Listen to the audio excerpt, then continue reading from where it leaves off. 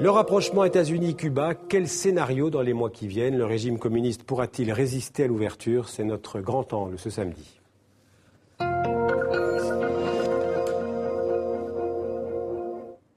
Et deux invités sur le plateau du 64 minutes pour en parler. D'abord Renée Frégosi, bonsoir. Bonsoir. Alors vous êtes philosophe, politologue, directrice de recherche et enseignante à l'IHEAL, l'Institut des hautes études de l'Amérique latine. Vous avez écrit récemment, en 2012, Parcours transnationaux de la démocratie aux éditions Peter Lang. Et puis en face de vous, Maurice Lemoine, bonsoir. Alors vous êtes journaliste, ancien rédacteur en chef du Monde diplomatique. Vous avez écrit une quinzaine de livres, presque tous consacrés d'ailleurs au monde latino-américain. Et entre autres, deux sur Cuba, 30 ans de révolution, c'était en 89, et puis en 2010, 5 Cubains à Miami, le roman de la guerre secrète entre Cuba et les États-Unis.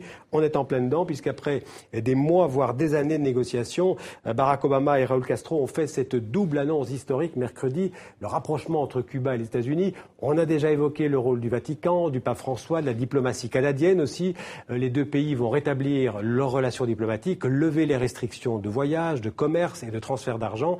Mais tout de suite, pour entrer dans le vif de notre débat, un mot chacun sur votre réaction, votre perception de ce rapprochement historique. On commence par vous, Renée Frégosi. Écoutez, c'est surtout la forme qui est spectaculaire, finalement, plus que le fond. Le fond, on y reviendra, mais certaines dispositions de l'embargo étaient déjà partiellement levées depuis 2000, etc. Mais c'est surtout cette forme qui a manifesté vraiment un accord préalable entre les deux chefs d'État, entre les deux États, etc. Simultané. On voit ça l'image, soit simultané, effectivement. Côte. Mais depuis la poignée de main aux obsèques de Mandela, ouais. on avait pu supposer qu'il y avait une volonté conjointe de... C'était il y a un an, c'était en décembre 2013. Absolument. Ouais. Même question, Maurice Lemoine, votre réaction? Il y a deux réactions. La première, c'est de saluer, d'une certaine manière, le courage politique et intellectuel du président Obama, qui est le premier président des États-Unis à dire on a pris une politique et on s'est planté en réalité. Il l'a dit depuis son arrivée à la Maison-Blanche en 2009, Bien d'ailleurs. sûr. Voilà. Ouais. Bon. Et politiquement, c'est courageux, et intellectuellement également. Deux, moi, par contre, je suis très frappé par l'emballement médiatique, dans la mesure où je dirais qu'on n'est pas dans un moment historique, on est dans un pas vers un moment historique. Dans la mesure où, de mon point de vue, le moment historique, ce sera le jour où le Congrès des États-Unis ou le président américain annoncera la fin de l'embargo, parce qu'en réalité, le problème, il est là, dans la relation entre Cuba et les États-Unis. René Frégosi, l'embargo américain sur Cuba qui dure depuis 52 ans, c'est vraiment, comme dit Maurice Lemoine, c'est la prochaine étape, c'est ça qui va déterminer le vrai rapprochement entre Cuba et les États-Unis? Oui, et c'est ça qui sera décisif, surtout, je pense, qu'il y aura des effets à Cuba, mais pas des effets seulement matériels, c'est très important, ça va encore faciliter la vie extrêmement pénible des Cubains au quotidien, mais également ça empêchera enfin le régime cubain d'utiliser toujours cette rhétorique anti-impérialiste à cause de l'embargo. Et là, on va enfin se centrer sur le vrai problème, qui est celui de la démocratisation de Cuba. Ouais. Alors, justement, cette démocratisation de Cuba, est-ce que ce qui se passe en ce moment, la levée éventuelle de l'embargo, on va en reparler parce qu'il faut encore que les républicains aux États-Unis l'acceptent, est-ce que la levée éventuelle de cet embargo et ce rapprochement avec les États-Unis vont, favoriser une évolution du régime castriste ou même carrément la chute du régime castriste? Je crois qu'il faut élargir. Il y a un point qu'on n'a pas suffisamment mentionné dans cet événement considérable, c'est le poids de l'Amérique latine. Le président Obama était confronté quand même à un problème. C'est que depuis quelques années, on le sait, l'Amérique latine qui avait comme lien l'Organisation des États américains, s'est émancipé à travers la création de l'Union des Nations Sud-Américaines, l'UNASUR, et de la CELAC, Communauté des États latino-américains Caraïbes. Donc ce sont des associations régionales qui essayent en fait de se détacher de... En fait, si on prend la CELAC, il s'agit de l'organisation de l'ensemble des pays latino-américains, sauf les États-Unis et le Canada. Ouais.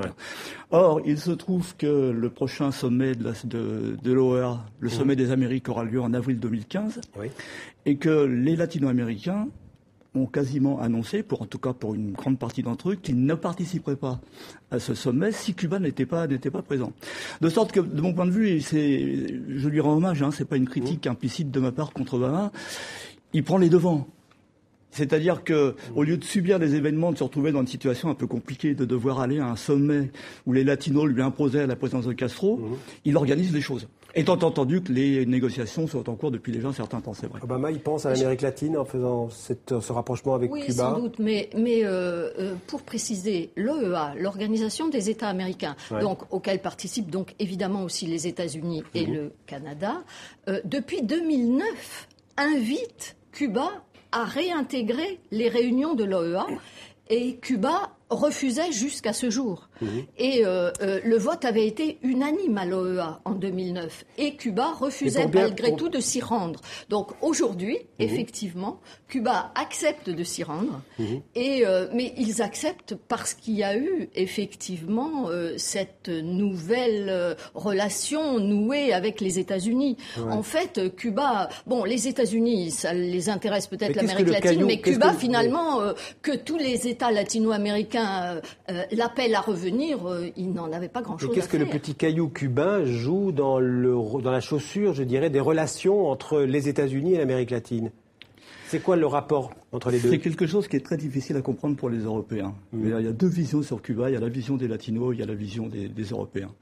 Les Latino-Américains n'ont pas la même vision dans la mesure où, pour eux, pour beaucoup d'entre eux, y compris d'ailleurs pas forcément dans les cercles progressistes, Cuba est un petit pays qui a résisté à Goliath. C'est David contre Goliath. Il n'y a pas un pays d'Amérique latine aujourd'hui qui souhaite instaurer dans son pays, y compris à la gauche de la gauche, un système à la cubaine, qui est un produit de l'histoire. J'allais dire, il y a très peu de pays sud-américains qui soutiennent le régime cubain, à part peut-être le Venezuela. Non, excusez-moi, là vous vous trompez.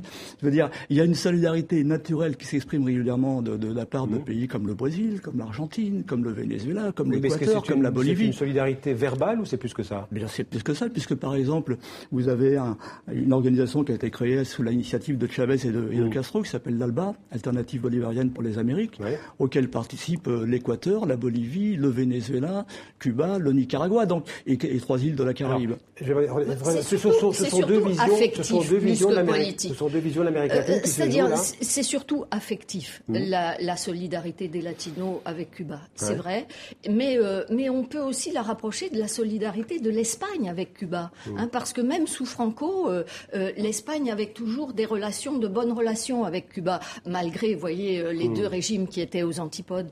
Donc, c'est beaucoup plus affectif que politique.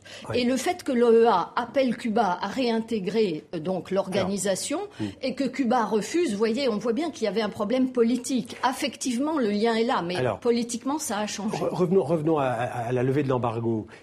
Est-ce que les républicains américains, ils vont faire ce cadeau à Barack Obama de lever l'embargo? Juste un point de désaccord avec René Frigosi. Oui, rapidement, parce qu'il faut qu'on en ait. Oui. Allez-y. Non, je veux dire, ce qu'ont en commun un certain nombre de pays avec Cuba, avec dans des modalités différentes, c'est le refus du modèle néolibéral. C'est-à-dire que c'est politique aussi, c'est pas uniquement affectif. Les républicains, alors, Obama les met dans une situation... Le modèle libéral, ils sont pratiquement tous sur cette ligne-là aujourd'hui. Même des pays comme le Brésil. C'est pas des pays qui se sont alignés sur le Venezuela, par exemple, pour prendre cette. Non, je l'ai bien dit, chacun dans son contexte conteste les politiques néolibérales qui ont été mises en œuvre en Amérique latine entre les années, on va dire 80 mais ça c'est le passé quand même, ça paraît très loin. Non, mais le passé, il a encore tout son poids. Mais entre 80 et la fin des années 90, on est passé de 120 millions de pauvres à 225 millions de pauvres en Amérique latine. Les gens n'oublient pas ça. Et c'est la faute des États-Unis, ça? C'est la faute du modèle néolibéral, qui a été imposé par les États-Unis. Mais peu importe, la question, c'était pas celle-là. La question, c'était sur l'embargo. Alors, est-ce que les Républicains, la question à tous les deux, je commence par vous, est-ce que les Républicains vont faire ce cadeau à Barack Obama de voter la levée de l'embargo au Congrès américain? Je suis pas dans la tête d'Obama, donc je peux pas répondre à sa place. Mais il est assez malin, en réalité. Les Républicains vont constituer le cœur de l'opposition à cette ouverture de l'embargo. Mais ils vont être majoritaires au Congrès en janvier. Ils vont être majoritaires au Congrès, mais ils ne sont pas majoritaires dans l'ensemble de la société américaine. En gros, il y a des sondages, alors il faut faire gaffe avec les sondages, il faut faire attention avec les sondages, mais je crois que c'est 57% des Américains sont pour une normalisation des relations.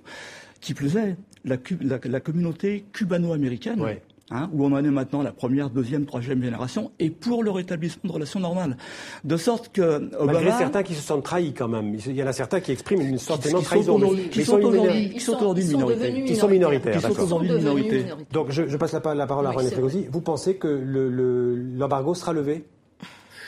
Écoutez, moi je verrais plutôt un scénario un peu ni chou ni chèvre, c'est-à-dire que les Républicains, comme ils sont majoritaires, fassent voter une espèce de motion qui condamne le président, mais parce qu'ils sont majoritaires, mais je pense pas qu'ils osent vraiment, en effet, affronter, refuser la levée de l'embargo total, parce qu'en plus elle est déjà partiellement levée. Et puis, mais en demandant sans doute des garanties aussi au régime cubain. Oui, mais ça, on peut toujours en demander. Non, mais c'est surtout que, l'opinion, c'est vrai, Maurice Lemoine a raison, l'opinion nord-américaine est favorable à la levée, et aussi les milieux d'affaires. Parce que les investissements nord-américains à Cuba vont être largement libérés. D'accord. Alors, dernier thème, justement. Est-ce que, justement, ces milieux d'affaires vont contribuer à la dissolution, entre guillemets, du régime castriste? Est-ce que c'est ça l'évolution historique? Il y a deux manières de voir les choses. Il y a la manière des gens qui sont viscéralement contre le régime cubain, qui est légitime, on peut en discuter. Et il y a la manière qui considère que le régime cubain, qui n'est pas un régime tendre, qui est un régime autoritaire, on peut dire, est le produit d'une histoire et le produit d'une guerre qui est imposée à ce pays par la grande puissance du Nord.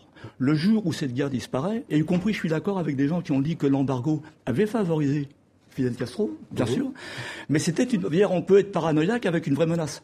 En gros, c'était. Oui, parce que l'embargo lui permettait de désigner l'ennemi. Non, mais il y avait un ennemi. Voilà. Du jour où on normalise les relations et où on rentre dans des relations logiques, normales, si l'on respecte le droit international, parce que l'embargo est une violation du droit international, il est évident que René Frégosi l'a dit, pas dans la même optique que moi, mais c'est vrai que le régime n'a plus aucune raison de refuser une opposition. Juste, je termine sur ce thème. L'opposition à Cuba, il y a deux types d'opposition. Il y a l'opposition qui est l'opposition qui n'a pas de problème majeur. Les gens qui ont vraiment des problèmes dans l'opposition, c'est ceux qui ont des liens financiers ou directs avec les États-Unis. C'est-à-dire qu'ils sont financés par l'USL, qui sont financés par des officines. Pas seulement. Répondez à ma question. Est-ce que le régime cubain va s'ouvrir et va changer? C'est pas forcé. Regardez ce qui s'est passé avec le Vietnam. Lorsque les Américains... On pourrait avoir un système à la chinoise avec un parti unique. Surtout la vietnamienne, oui, bien sûr. Un parti unique et puis en dessous le capitalisme, en fait. Bien sûr, et surtout les capitaux américains qui s'investissent en priorité, parce que les Américains ont empêché les Européens d'investir au Vietnam pour être les premiers dès qu'ils ont normalisé les rapports.